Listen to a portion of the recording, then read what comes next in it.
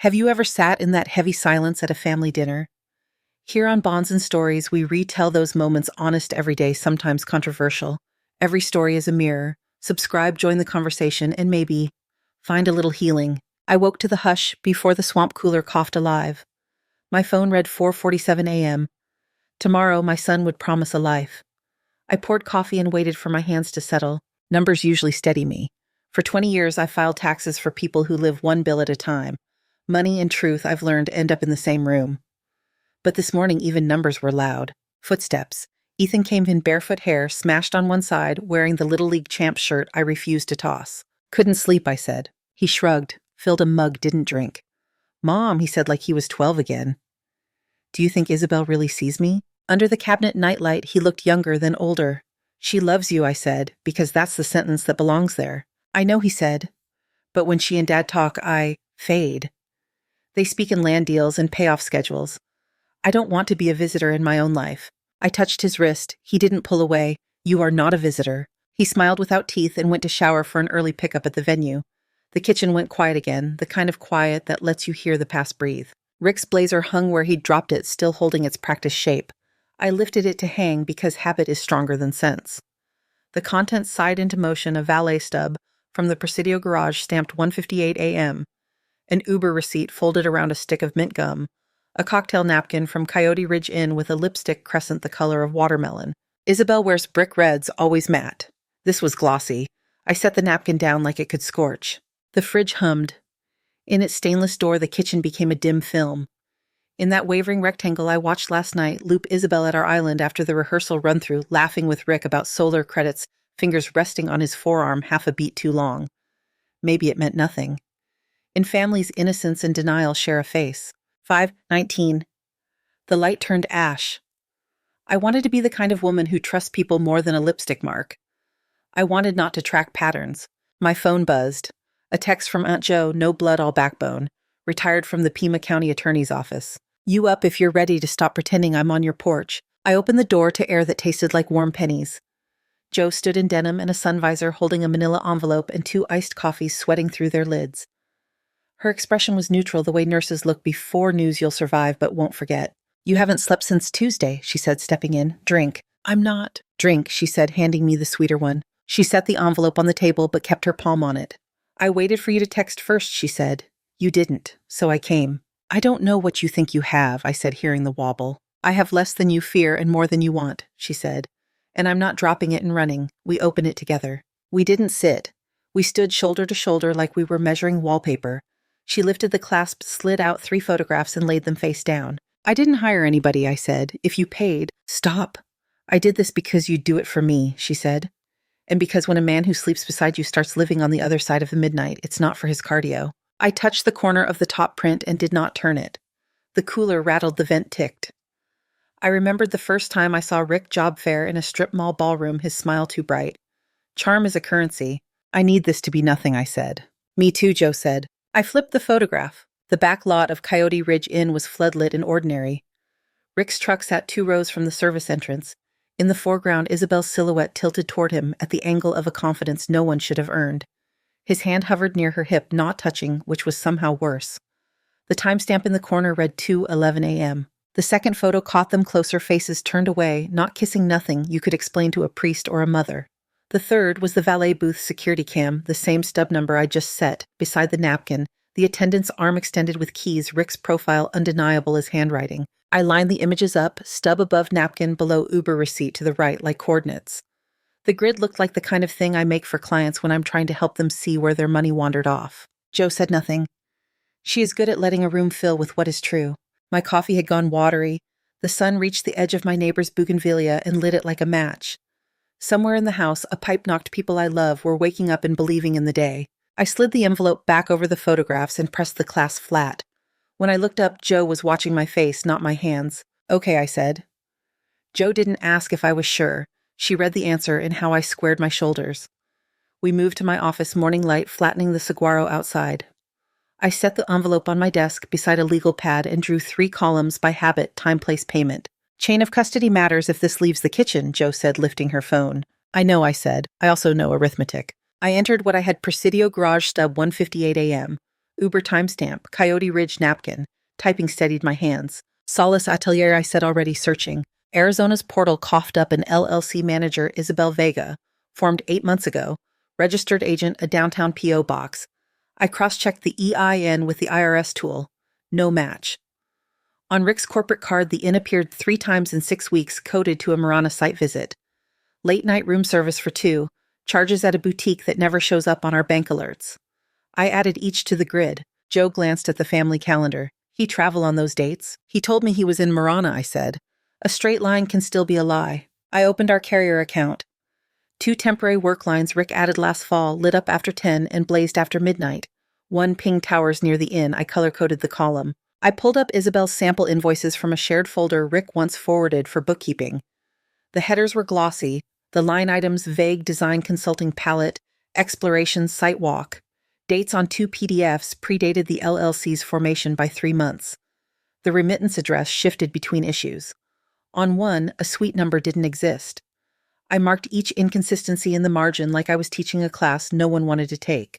On QuickBooks, a memo field on a transfer read, owner draw vendor advance routed from Rick's development account to Solace via a shell he'd used years ago for a coin-operated laundry flip. The layer cake of accounts tried to look clever and only looked tired. I added those entries to the grid and felt the columns harden into something that wouldn't wobble when pushed. On the carrier portal, the call details showed brief clipped conversations, 27 seconds, 39, stacked like breadcrumbs between the 2 temporary numbers. Pings hit the towers near the inn, then jumped to a corridor of cell sites that traced the interstate east. I screen captured the map and taped it to the whiteboard. An alert crossed my screen, a wire, queued from our joint savings, $4,000, to see. Ruiz memo tuition scheduled for 11 a.m. I scrolled back. Same date, same amount, month after month, 15 years deep. Recipient address, Santa Rosa, New Mexico. Carmen Ruiz, when read. Joe didn't answer. Footsteps in the hall. Ethan arrived with painter's tape looped on his wrist and place cards under his arm. He took in our faces in the grid. You're working, he said. We're getting organized, I said. I turned the printout so the numbers faced me. He picked 2 Sharpies from the cup. At the venue, they're arguing over succulents, he said softly. At the door, he paused. Whatever you show up as, I'll stand there too. He left. The mail basket held an overnight packet, the kind Rick sends when he wants admiration to enter first. I slid it with the paper knife. Inside, a personal guarantee for a working capital line, my name below a blue loop that wanted to be my signature. My end tilts right on the downstroke. This one leaned left. Photograph everything, Joe said, smoothing printer paper under the pages. She had me sign my name on a blank sheet 6 times for exemplars. We ate standing up leftover carnitas and tortillas, the kitchen smelling like dinner at 10 a.m. When the sink was clean, Joe laid a small kit on the counter, gloves, swabs, envelopes, seals. You'll offer him a drink, she said in the cool cadence she once used for judges. We'll bag the glass. You'll sign and date. I don't want theater, I said. Then don't perform, she said. Just document. Afternoon settled as heat. I took calls about mismatched W-2s. Joe drafted requests that sounded like paperwork, not television. The saguaro's shadow crossed the wall like a clock hand I couldn't stop. At 5, Rick texted, running behind. Drinks later, he added the wink he uses when apology needs to look cute. I typed fine. He wrote, you're the best. I set 2 tumblers on the counter at a 7 and watched the sky go copper. Ethan was at the rehearsal dinner. The house stayed quiet. Rick came at 8 with sun on his shirt and the smell of asphalt. He kissed my cheek by habit. We're close on the Marana permit, he said, loosening his tie. Numbers are sweet. I'll see them when they're real, I said and poured. He chose a monogrammed glass, fished ice with his finger, left a crescent on the rim.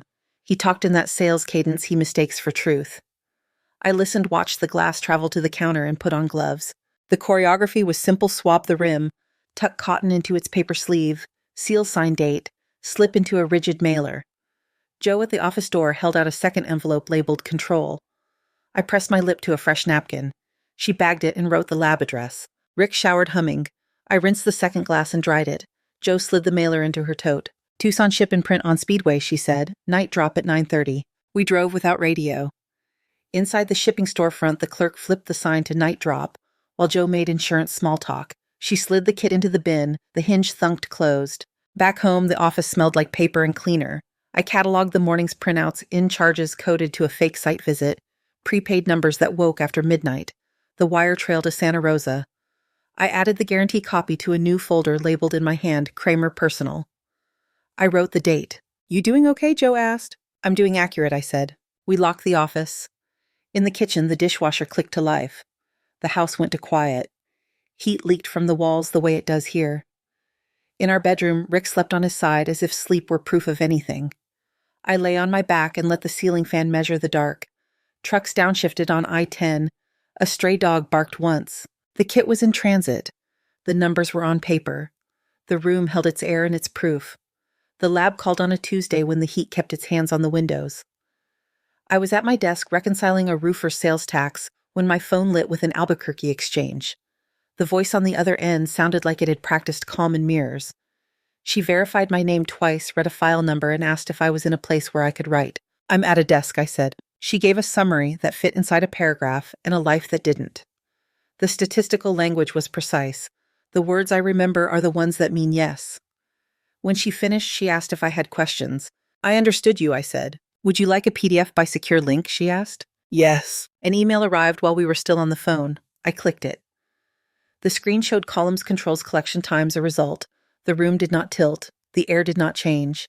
I thanked her. I hung up. I printed the page and watched it pass into the tray like any other letter that shouldn't exist. Joe was at my porch by the second page. Well, she asked. It says what it says, I said, handing her the printout. She read without blinking, then laid the sheet flat and smoothed it as if it were a wrinkle she could press from the day.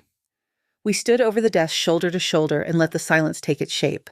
Okay, she said, not for encouragement, for record. I put the result into a clear sleeve and labeled a tab lab paternity. I wrote the date, my initials, the chain of custody note she had made me practice. Eat, Joe said, handing me the apple she'd stuck in her bag, as if a body could accept one ordinary instruction in a day that wasn't. After lunch, I called a lawyer I do quarterly bookkeeping for. Mara Klein answers her own line and sounds like she already knows who's calling. Come to my office at 3, she said. Bring what you have. Bring Joe. Mara works out of a converted bungalow near the university, the waiting room full of mismatched chairs that don't match on purpose. She poured ice water for us and waited until we were seated to shift into work. Give me an outline, she said. I opened the binder and gave her the facts, as if I were reading someone else's file. Corporate card charges coded to a non-existent site.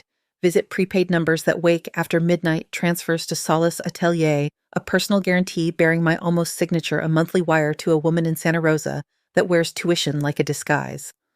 I pressed a palm to the page where the lab result rested.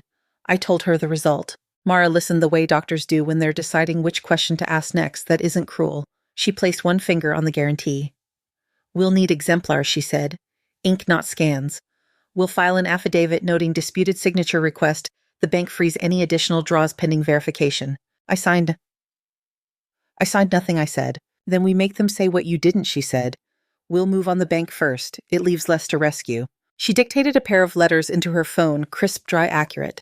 Joe typed and printed, and I signed where my name belongs.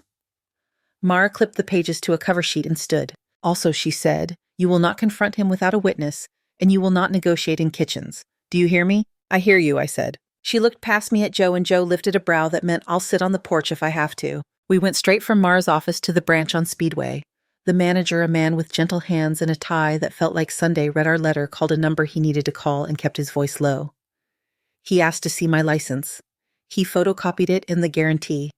He stepped into the back. When he returned, he wore the expression of someone who wants to be kind and stay employed. We've placed a hold on that facility, he said, pending verification. Thank you, I said. At home, I put the bank correspondence behind a tab called Accounts Holds. The binder grew a second spine. The pages made the weight you can feel with your wrist. Ethan arrived at dusk, the back of his neck sun-pink from a day outside. He took in the binder, the letterhead, the way my handwriting changes when it shifts from grocery list to evidence. Is this? He started. It's more organized than yesterday, I said. He touched the edge of the lab sleeve and then lifted his hand as if touching what it said might change the saying.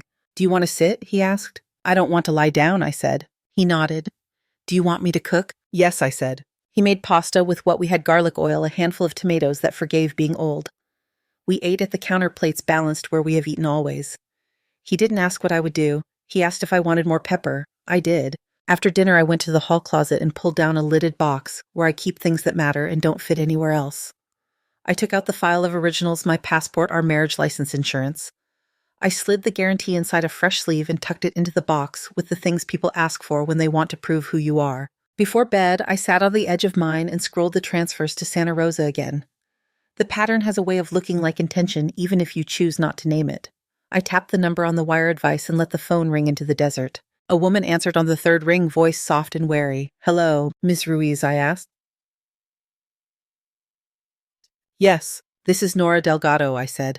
"My number may look unfamiliar. I live in Tucson. I believe we may share intersecting concerns." The phone breathed both of us for a moment. "I'm listening," she said. "I don't intend to cause you harm," I said. "I know that men can put women in corners and call it care. I need to confirm a few details, and then I will not press you." I gave her the amount and the date, the memo line that says tuition, as if tuition were the whole story. She confirmed with a quiet yes, and then another when I named how many years the wires run. I asked if she was safe. She said she was. I asked if the money stopped if she did not answer. She said it did not. "I have paperwork that involves a test," I said. "The result is clear. I don't require you to confirm it." On her side of the line, a chair scraped, a door clicked. A smaller space gathered around the call. "My daughter is 16, she said. "She plays varsity, she works weekends, and she knows nothing she has to apologize for." "Neither do you," I said. I kept quiet to give her quiet, she said. "I understand," I said, and I did. "I will not use her name. I will keep her face out of any room I can. There are things I can't control. There are things I can." "She has a brother," she said, more to the room than to me. "She does," I said. We did not say more than necessary. We said enough to recognize the shape of the other person's day. When we hung up, I saved her number and wrote her name in the binder in a hand I use when I want to remember I wrote it. The next morning, I called a woman named Danica, who runs AV out of a warehouse by the freeway and has saved more nonprofit banquets than anyone else in Pima County. "I need a clean LED wall," I said, surprising myself with the certainty in my voice. "Outdoor brightness, direct sun. I need a locked laptop with hardwired input. I need file redundancy. I need an operator who can follow cues without creativity." "You want it pretty or bulletproof?" she asked. "Bulletproof," I said. "Pretty second." She laughed like we were buying a truck. 2 12x20 panels, new rig, redundant processor. "We'll park a generator behind the service fence so no one cries about amperage. The operator's name is Leon. He does church services. He can take a cue." "Backup," I said. "Hot spare laptop mirrored to the wall through a switch," she said. "You can hold a tablet with a copy of the show file. If someone yanks a cable, you hand Leon your tablet and he routes you in. If you're speaking about the Surplus Math Club, congratulations, this is outrageous. If you're not, my day just got interesting." "It's not a show," I said. "It never is," she said. "Send me your content 24 hours ahead for a test. H.264 1080p 30 FPS. If you bring PowerPoint, I'll charge you double." I smiled for the first time that day. No PowerPoint. We walked the event lawn that afternoon, whined off the desert like the low thrum of distant machinery. Danica marked anchor points with blue tape that glowed against the Bermuda grass. Leon crouched to hide cable runs along the retaining wall and made a note about gaffer tape the way careful people do. I stood where the podium would be and held the tablet in my hand, its weight of fact. "Is. Do you want a clicker?" Danica asked. "I want one button," I said. We tested the throw in the sun. The panels held their color. Leon nodded, a man satisfied with a machine that behaves. Back at my office, Jo had turned the whiteboard into a smaller version of my head. She'd pinned phone logs to a timeline, printed the inn's merchant codes, and clipped them alongside my annotations. She had arranged the photographs from the envelope into a set that didn't need adjectives. "You're going to tell me I ought to sleep," I said. "I am going to make you tea," she said. "You may choose to close your eyes because your eyes live in a body." I sat and wrote a list that wasn't a plan. It was a rehearsal for remembering. I printed the call detail again, and this time highlighted what I'd missed the first pass, the way the prepaid numbers died between 3 and 5 a.m., and then woke where sunrise earns its name. I pulled the hotel receipts and matched the room service to the timestamps. I confirmed the second entree. I printed and signed a statement for my records describing what I had seen on my refrigerator the night of the rehearsal, the way 2 hands can rest on a forearm, 1 beat too long, and mean a paragraph. At 5, Mara called to say the bank had acknowledged receipt and noted the hold. She suggested I move half of the joint balance into a separate account under my name as interim safety. I went to the branch before closing, signed the forms the teller slid through the slot, and watched numbers hop from one column to another like they were crossing a street they should have crossed months ago. That evening, Ethan dropped off rental fees and a coil of fairy lights that tangle themselves. He saw the LED sketch on the counter and the pile of gaffer tape Jo had sweet-talked out of Leon. "You building a concert?" he asked. "I'm building reliability," I said. He wrapped the lights around his forearm and slid the coil into a tote. He reached into the fruit bowl, tossed an orange, caught it, placed it back. "Do you need me to be somewhere specific?" he asked. "Be where you can see," I said. He nodded like a man who had measured himself and found a line he was willing to hold. After Ethan left, Jo and I checked the files again. She'd prepared a smaller binder as if evidence should be portable bank letters, lab result, the guarantee, the photos, the phone logs, the invoices, a copy of my driver's license and marriage license, a notarized statement about the glass and the collection. She slipped the binder into a canvas bag that might as well have said groceries. "Put this where you won't misplace it when your hands are thinking," she said. I tucked the bag into the back of the hall closet behind the winter blankets no one uses. I put the tablet on the charger by the coffee grinder because I always notice when the grinder is missing. Before bed, I texted Carmen I meant what I said. "Your daughter's name will not cross my lips in any room it does not need to." She replied a minute later, "Thank you." Then a second text. She asked if he likes dogs. I typed, "He plants trees." She wrote, "That seems like the same thing." I stared at the screen long enough to read it twice. I slept for 3 hours and woke to the smell of dust. The next morning, the inbox held a note from Danica with a mock-up of how the wall would sit against the mesquite hedges. Below it, Leon had added an operator's checklist in block letters: power, processor, feed, mirror, hot spare. I printed it and taped it inside a kitchen cabinet the way people tape recipes that never fail. I drafted a short document, the kind of thing you read when the screen does not need your voice to make the point.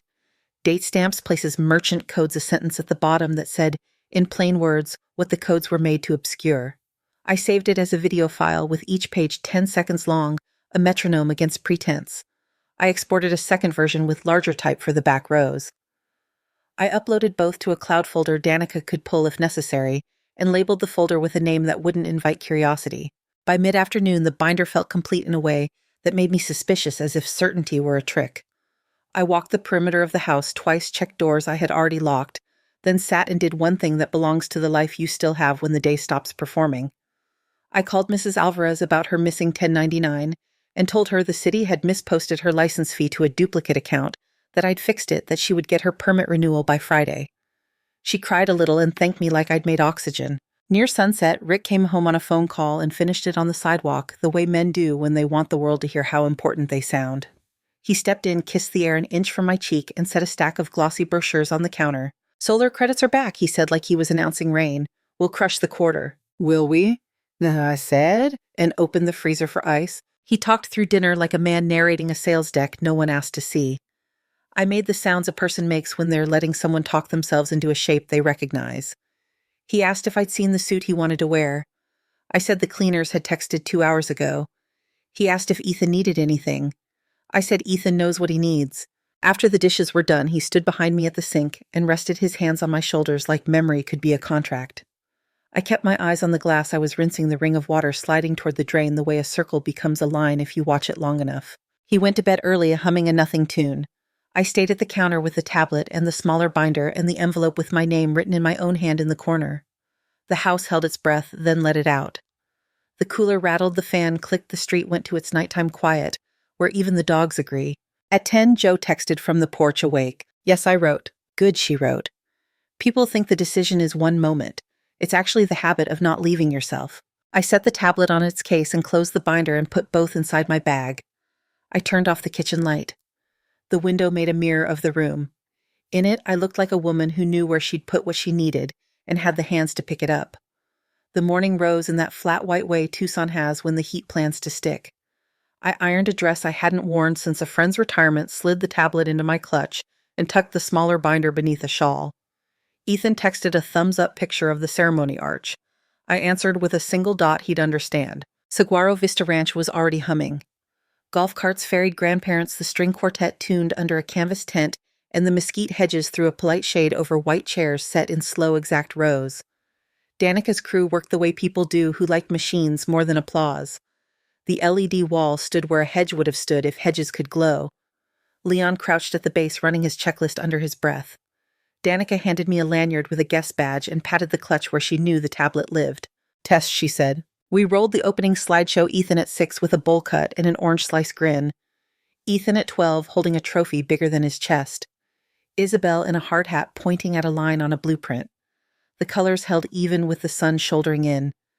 Leon tapped a key and the feed went to a blue standby screen with a small icon in the corner that only the anxious notice. "Your file's on deck A," Danica said softly. "Hot spare on deck B, the switch is here and also here." She tapped the tablet, then the small USB-C cable she'd hidden in the podium base. "If anybody yanks anything, you hand Leon the tablet. He'll be in a windbreaker like a shy lifeguard." Aunt Jo ghosted in from the aisle, neutral in linen, a legal pad tucked under her arm, because a legal pad is how she breathes. The venue manager introduced us to a man with glasses and a navy tie who represented the ranch's council. He nodded to the wall and said, "We insist on a copy of whatever plays for our records." I told him Danica would duplicate the show file to a sealed drive he could sign for at the end. Guests arrived in little waves. The Vega family rolled up in coordinated creams. Isabel's father shook hands the way attorneys do when there's a courtroom on Monday. Rick appeared with a boutonniere and the kind of smile he uses on donors. He kissed the air near my cheek and said, "Look at this day. We're blessed." I said nothing and adjusted the shawl over the binder so its weight looked like fabric. Ethan found me before the processional. He fixed a stray hair near my temple like I hadn't gotten myself ready. "You okay?" he asked. It was a real question, not a placeholder. "I have what I brought," I said. He nodded. "I'll see you from the front," he said, and stepped into the soft choreography of groomsmen, the way a man walks when he's decided what his back will hold. The quartet softened. The murmur settled. The officiant, a friend of Isabel's, crisp in navy, took his place at a low mic clipped to the podium. I could hear the electric breath of the wall behind him, a quiet that belonged to circuits. The procession threaded up the aisle in light the color of dry straw. Rick watched Isabel's parents the way campaign managers watch numbers. He leaned toward me, stage whispered, "She's never looked happier," and I felt my jaw want to become a fist. I eased my clutch open so the tablet faced the sky. Isabel entered on her father's arm lace, moving like water. She was radiant in that way people are when they think the day will carry them. At the halfway mark, she looked left past the hedges toward the tech tent. Her eyes skimmed the LED wall like you look at a lake to confirm it's still there. Then her gaze flicked to Rick, just a blink, and they traded a glance with too much grammar in it. When she reached the front, Ethan took her hand. His face read like printers type small, precise black ink on white paper. The officiant began the liturgy of decent lives, trust patience, the work you don't post. The sun made a bright geometry across the aisle. A baby fussed and then settled. Someone's chair clicked as they shifted. The ranch manager's counsel stood near Leon and pretended not to. The officiant reached the sentence that belongs to theaters and churches both. "If anyone knows of a reason these two should not be joined in marriage," he said, and he said it kindly, "speak now." I stood.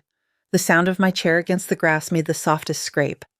I did not look at Rick. I did not look at Isabel. I looked at the officiant because I was answering a question, and at the podium because I needed a place to put my hand. "Yes," I said. My voice sounded like it had been practicing for a month and had just remembered its lines. "I do." 100 heads pivoted in that music stand move audiences share. The wall's standby icon blinked once. I held the tablet like a book, tapped the single button Danica had circled with her thumb. Leon nodded without show. The slideshow stuttered, cleared, and the wall became a block of night. Then the first image appeared, plain as streetlight. A floodlit backlot of Coyote Ridge Inn. Rick's truck 2 rows from the service entrance. A timestamp in the corner, 2:11 a.m. No adjectives. Just light and parking lot and a silhouette angled toward a man who had pledged things to other rooms. I tapped. The merchant log rolled up in columns, dates, times. A hotel code married to Marana site visit room service for 2 boutique charges that learn how to hide under different names. I had enlarged the font for the back rows. You could read it from the fence. Someone's breath caught the way glass chimes catch a draft. Isabel's father made a sound he would not make in court. I tapped. A side-by-side of 2 signatures, mine on a passport. Mine as it appears on the marriage certificate. The one on a personal guarantee that declines to tilt the N the way my hand does when it's telling the truth. The heading read, "Disputed signature notice to bank received." Rick moved first. He took 2 steps toward the tech tent, but Aunt Jo was already there, not blocking, just occupying the precise space where a path used to be. "Don't touch that equipment, Mr. Kramer," she said, still neutral, her badge, from a former life living quietly in her wallet. I tapped. The call detail lines of time stacked like fence slats. 2 temporary numbers activated after 10 p.m. means sim, dying just before dawn. Tower pings from the inn to the interstate corridor and back again. Then the room service slips 2 entrees, a dessert that doesn't care what it's called. Danica had laid them out the way evidence likes to stand in a row. Isabel whispered something I couldn't hear. Ethan didn't let go of her hand, not yet. He was looking at the wall like men look at oncoming weather, they either stand in or don't. I tapped once more. The lab page came up with no names, only parties labeled in clean letters. A conclusion line in a font that is very sure of itself. The venue's counsel shifted his weight and took out a legal pad without thinking about it. I did not say the daughter's name. I did not show a photograph. "No." Rick said louder, This is out of context." His voice went salesman smooth and then frayed. "We're being attacked." "Nora, what are you doing?" "This is our son's?" He reached for my arm and met the shawl and the binder's square edge. He stopped. I kept my voice low. "I'm placing context where it belongs. I wanted it to sound like arithmetic." It did. Two men approached from the side aisle, the measured stride of people you hire when you want a paper to land in a hand. One was a process server with a thin folder. The other wore a polo with a bank's logo that pretends it isn't a bank. The server asked Rick's name and then Isabel's. He handed each a packet with a calm that had nothing to sell notices of preservation, a subpoena for records, and instruction to reroute communication to counsel. The bank representative asked Rick to confirm receipt of a hold letter and then said, "We advise you not to discuss balances in public." He turned to the ranch manager and handed him a separate sheet. "For your files," he said. "I'm calling my lawyer," Isabel's father said, already dialing. "I recommend it," the ranch counsel said, not sarcastic, just practical. "For now, we're going to pause the proceedings. We need to clear the lawn." Chairs knocked as people stood, then stilled when they remembered how we behave. Two ushers produced the calm voices of flight attendants. The quartet set, "Bows down the way you set down a baby." Somebody cried into a napkin not designed for crying.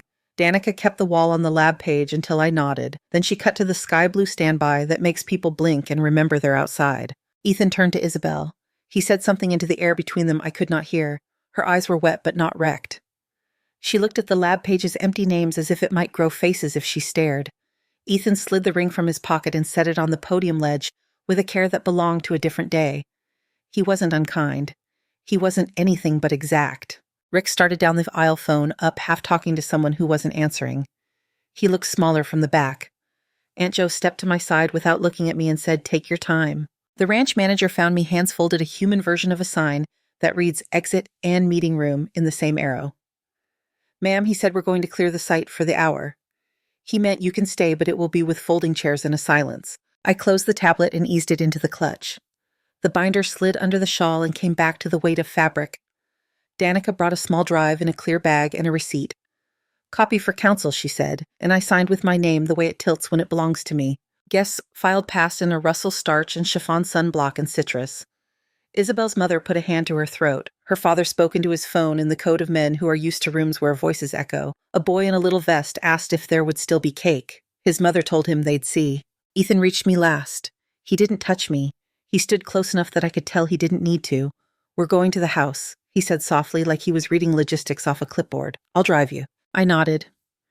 Aunt Jo collected her legal pad and the signed receipt and stripped the lanyard from my neck. Leon wound a cable like a rosary.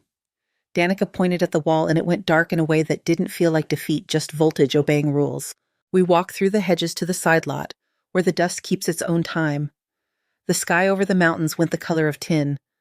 Somewhere behind us, chairs rattled into stacks. The wind lifted the edge of my shawl and let it fall. We reached Ethan's truck. He opened the passenger door like a person who remembers which hinge sticks. I got in. He closed it. The handle pressed a crescent in my palm I wouldn't notice until later. Ethan drove with both hands on the wheel, the binder between my shoes like a sleeping dog. At home, I set it on the desk, plugged the tablet in by the coffee grinder, and stood until my breath caught up. The house smelled like sun-baked dust and dish soap. Joe set the signed drive in the safe under the pantry flower. We didn't speak much. The cooler rattled. The neighborhood dog gave one perfunctory bark and decided we were fine. Emails arrived with their practiced tones. The ranch sent a receipt for the duplicate media. Mara forwarded the bank's hold confirmation and a note from their counsel about verification protocols. A second message landed from an address Rick's lawyer uses for civility acknowledgement of service proposed, time for discussion. I shut the laptop. The week thinned itself into errands. Reporters tried the gate. The sprinkler timer misbehaved. Mrs. Alvarez left Peaches on the step with a sticky note that read in her tidy loop for strength. I took the binder to Mara's office. Her paralegal made copies with the care of someone washing glass by hand.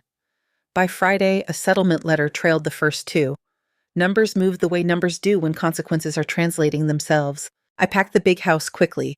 The rooms had too much echo. A casita off Campbell opened up one-story tile floors that remember bare feet, a view that steals your attention at dusk.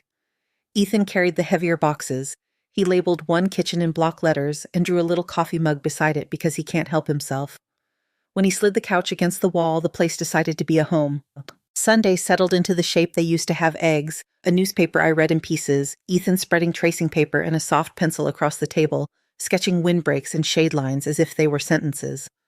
Joe brought a lemon cake the color of summer and sat with her shoes off and a legal pad anyway. The binder lived on the top shelf of the coat closet, spined outward the way you keep a fire extinguisher, not hidden, not on display. I wrote to Carmen and asked if coffee felt possible.